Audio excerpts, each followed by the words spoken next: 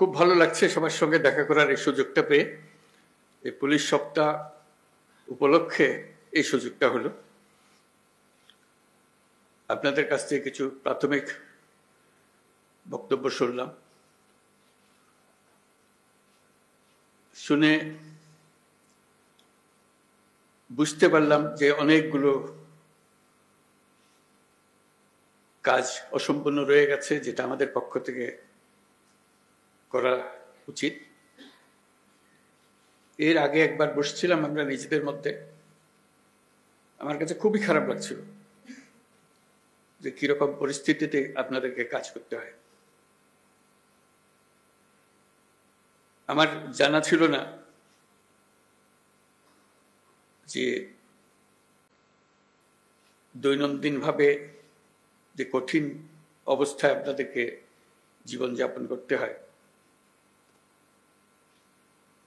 সেটার মাত্রা কত গভীর। তাৎক্ষণিকভাবে আমরা কিছু সিদ্ধান্ত নিয়েছিলাম, সেটা আশা করি বাস্তবায়ন হয়েছে। কদ্দূর হয়েছে সেটা আবার খোঁজ নেব। আজকের বৈঠকের যেটা প্রধান ফল হবে, আপনাদের বিষয়গুলো আবার উঠলো আমার কাছে, যেটা নিয়ে আবার বসবো, যাতে আপনাদের একটা সহায়ক পরিস্থিতির সৃষ্টি করা যায়, যাতে আপনাদের কাজ করার মধ্যে একটা উৎসাহ আসে এবং পরিস্থিতি আপনাদের সহায়ক হোক। আজকে ভালো লাগলো যারা প্রযুক্তির মাধ্যমে বিভিন্ন জায়গা থেকে উপস্থিত আছে। আমি দেখছিলাম কোথা থেকে এসছে, সারা বাংলাদেশ জুড়ে সব জায়গা থেকে যোগদান করেছে। তাদের সবাইকে আমি দূর থেকে সালাম দিচ্ছি। আশা করি সুযোগ হবে ভবিষ্যতে একসঙ্গে বসে আলাপ করার। আমি লিখিত বক্তব্য পাঠ করি। বিসমিল্লাহির রহমানির রহিম। সম্মানিত উপস্থিতি ও প্রিয় পুলিশ সদস্যবৃন্দ, পুলিশ সপ্তাহ 2025 উপলক্ষে বাংলাদেশ পুলিশের সকল সদস্যকে আমি আন্তরিক শুভেচ্ছা ও অভিনন্দন জানাচ্ছি। এই অনুষ্ঠানে আপনাদের মাঝে উপস্থিত হতে পেরে আমি অত্যন্ত আনন্দিত। 71 সালে মহান মুক্তিযুদ্ধের প্রাক্কালে 25শে মার্চ কালো রাতে রাজারবাগ পুলিশ লাইন্সে বাঙালি পুলিশ সদস্যরা সর্বপ্রথম সশস্ত্র প্রতিরোধ গড়ে তোলেন। এই ইতিহাস ভোলার নয়। বাংলাদেশ পুলিশ বাহিনীর গৌরবময় ইতিহাসে এটা মহা গৌরবের অধ্যায়।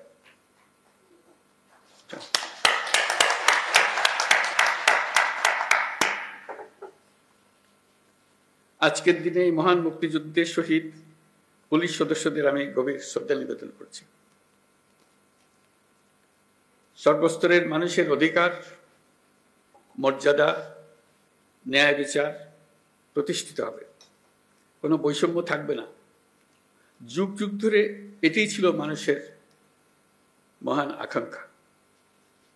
এই আকাঙ্ক্ষা পূরণে জোর ভূমিকা রাখতে হবে আইন শৃঙ্খলা বাহিনীকে। স্বৈরাচারী শাসনামলের 15 বছরে দেশের পুলিশ বাহিনীকে দলীয় বাহিনীতে পরিণত করায় সমস্ত ব্যবস্থা ধ্বংস হয়ে গিয়েছিল। স্বৈরাচারের অবৈধ অন্যায় আদেশ পালন করতে গিয়ে পুলিশ বাহিনী ব্যাপকভাবে জনরোষের মুখে পড়ে। অনেক সৎ পুলিশ সদস্যদেরও এই জন্য মাশুল দিতে হয়েছে।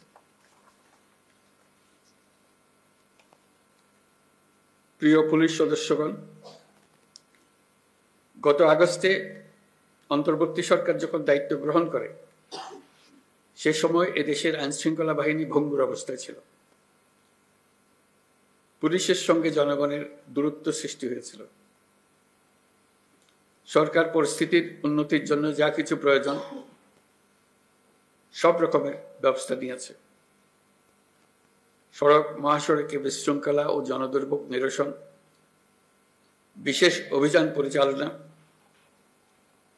অংশীজনের সাথে পুলিশের আন্তঃযোগাযোগ জোরদার করা, পুলিশ সদস্যদের মনোবল বৃদ্ধিতে প্রয়োজনীয় প্রণোদনামূলক ব্যবস্থা নেওয়া হয়েছে।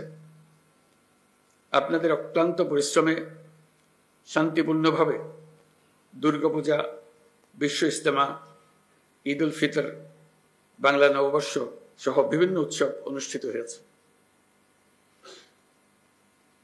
দেশে যতগুলো অপরাধ হচ্ছে সবগুলো ঘটনায় তাৎক্ষণিক ব্যবস্থা নিতে আপনারা সর্বোচ্চ চেষ্টা করে যাচ্ছেন।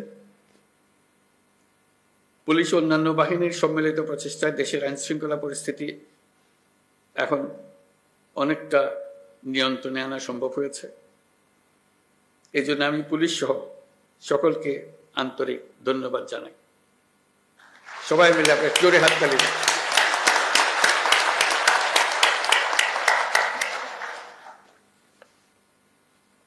এই হাততালি আপনাদের প্রাপ্য।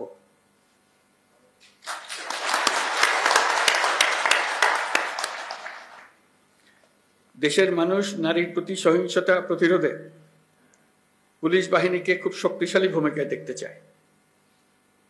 আমি আপনাদের প্রতি আহ্বান জানাই, নারী ও শিশুর নিরাপত্তায় সর্বোচ্চ সংবেদনশীল হয়ে কাজ করবেন।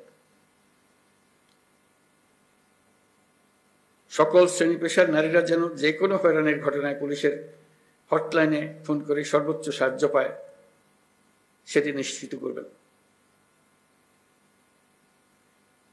নারী এবং শিশু নিরাপত্তা পেলে আমরা বুঝতে পারবো দেশ নিরাপত্তার দিকে অনেক দূরে এগিয়ে গেছে।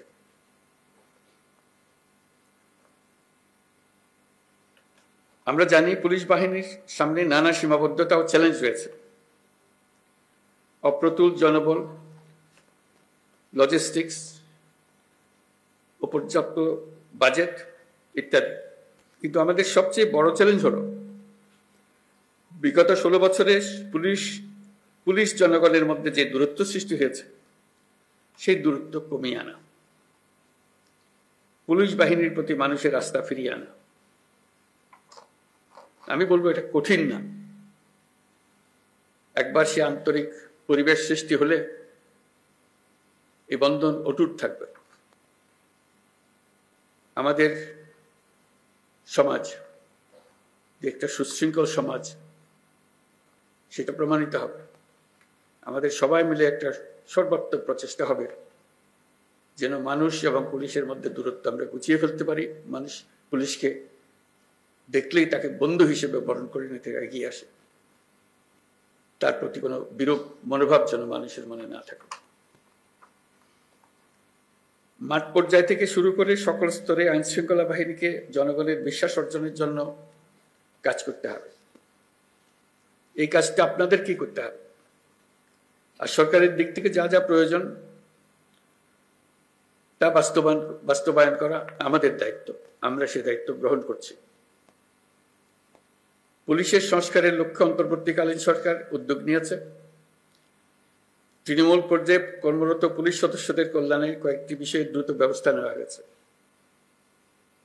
আজকের এই মিটিং এর পরে আপনাদের সঙ্গে, সবার সঙ্গে, সারা দেশের সবার সঙ্গে সাক্ষাৎ হওয়ার কারণে, আপনাদের কথা শোনার কারণে আমরা আবার দ্রুত একবার বসবো সবাই মিলে, যাতে করে যে সমস্ত সমস্যা আছে সেগুলা দ্রুত সমাধান বাস্তবায়ন করা যায়। সেটা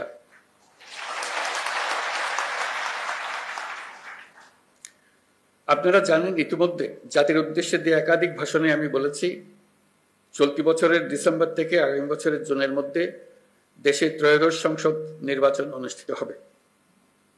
সেই নির্বাচন যেন সুষ্ঠু শান্তিপূর্ণ উপায়ে অনুষ্ঠিত হয়, সেজন্য পুলিশ সদস্যদের ভূমিকা খুবই গুরুত্বপূর্ণ।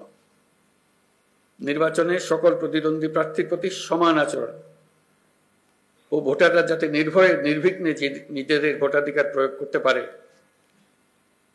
সেই পরিবেশ নিশ্চিত করা আপনাদের এবং আমাদের সর্বোচ্চ দায়িত্ব। মনে রাখবেন, কোনো ব্যক্তি যদি অন্যায় বা অনিয়মের মাধ্যমে নির্বাচিত হয়, সে ব্যক্তির দ্বারা ন্যায় প্রতিষ্ঠা সম্ভব নয়। সুতরাং নিশ্চিত করুন যাতে কারো দ্বারা ব্যবহৃত না হন। সত্য ন্যায় প্রতিষ্ঠার ব্রত হিসেবে নির্বাচনে নিজেদেরকে নিয়োজিত করবেন। পুলিশ বাহিনীর সদস্য হিসেবে তারও চাইতে বড় বিষয় এদেশের একজন নাগরিক হিসেবে ভবিষ্যতে কখনো যেন পুলিশ বাহিনীকে দলীয় বাহিনী বা অন্যায় কাজে ব্যবহার না করা যায়, তার জন্য একটা সুষ্ঠু ও নিরপেক্ষ নির্বাচন অত্যন্ত জরুরি। নির্বাচনের আগের সময়টা অনেক কঠিন সময়। আপনাদের সজাগ দৃষ্টি রাখতে হবে পরাজিত শক্তি যেন কোনোভাবেই দেশকে অস্থিতিশীল না করতে পারে। আমি আগেও বলেছি, আবারও আপনাদেরকে নিয়ে স্মরণ করিয়ে দিচ্ছি সবাইকে, আমরা একটা যুদ্ধ অবস্থায় আছি। অশুভ চক্র আমাদের স্বপ্নকে, আমাদের ঐক্যকে ভেঙে দিতে সব শক্তি নিয়ে চেষ্টা করছে এবং চেষ্টা আরো কঠোরতর করবে।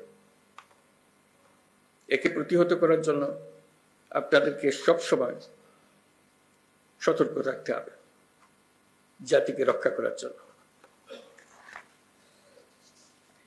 বর্তমান অন্তর্বর্তীকালীন সরকার দায়িত্ব নেওয়ার পর থেকে আমরা ন্যায্য অন্যায্য আন্দোলনে মানুষকে রাস্তায় নেমে আসতে দেখেছি। এসব পরিস্থিতিতে আপনারা ধৈর্যের পরিচয় দিয়েছেন। আশা করি একই রকম ধৈর্যের পরিচয় দিয়ে আগামী দিনগুলোতে আপনারা কাজ করে যাবেন। পুলিশ জনগণের বন্ধু। পুলিশ বাহিনীকে সেই ইমেজ প্রতিষ্ঠা করতে হবে। এটা কঠিন হলেও এটাই ন্যায্য, এটাই আমাদের করতে হবে। প্রথমবারের মতো এবার পুলিশ সপ্তাহের ধর্মীয় নেতা, সাংবাদিক ও বিভিন্ন সম্প্রদায়ের নেতাদের সঙ্গে বৈঠক অনুষ্ঠিত হবে বলে আমি জানতে পারলাম। এই বৈঠকে পুলিশের উপর জনসাধারণের প্রত্যাশা নিয়ে আলোচনা হবে। আমার প্রত্যাশা হলো এটি যেন চলমান থাকে। প্রতি বছর পুলিশ সপ্তাহে যেন এই ধরনের বৈঠক অনুষ্ঠিত হয়, আর যেন পুলিশ সপ্তাহের জন্য অপেক্ষা করতে না হয়। সুযোগ পেলে এই ধরনের বৈঠক দরকার, তাতে পরস্পরের বোঝাবুঝিটা পরিষ্কার হয়ে যায়। পুলিশের সঙ্গে জনগণের দূরত্ব কমিয়ে আনতে এটা অত্যন্ত জরুরি। আমরা একটা ন্যায্যতার ভিত্তিতে গঠিত একটি বৈষম্যমুক্ত গণতান্ত্রিক বাংলাদেশ নির্মাণের স্বপ্ন দেখছি। আমরা দ্বিতীয় বাংলাদেশ গঠন করার স্বপ্ন দেখছি। জুলাই গণ অভ্যুত্থান আমাদের সেই সুযোগ করে দিয়েছে। এই সুযোগ যেন আমরা না হারাই। এই সুযোগ হারালে আমরা পরবর্তী প্রজন্মের কাছে চিরজীবনের জন্য দায়ী থাকব। বিশ্বের বুকে একটি শান্তিপূর্ণ সমৃদ্ধ দেশ হিসেবে বাংলাদেশ মাথা তুলে দাঁড়াচ্ছে এবং মাথা উঁচু করে রাখবে সবসময়। এই স্বপ্ন পূরণে আপনাদের ভূমিকা অনেক। আপনারাই এই স্বপ্ন বাস্তবায়নের মূল শক্তি। পুলিশের কাজকর্ম, পুলিশের সঙ্গে মানুষের সম্পর্ক, এটা দেখেই সারা দুনিয়া বিচার করে আমরা সভ্যতার কোন স্তরে আছি। আমরা সভ্যতার সর্বস্তরে যেতে চাই। এটাই আমাদের স্বপ্ন। এই স্বপ্ন বাস্তবায়নে আপনারা একটা অত্যন্ত গুরুত্বপূর্ণ শক্তি।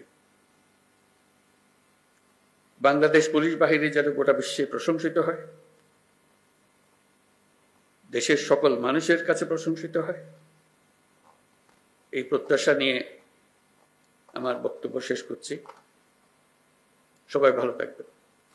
আসসালামু আলাইকুম।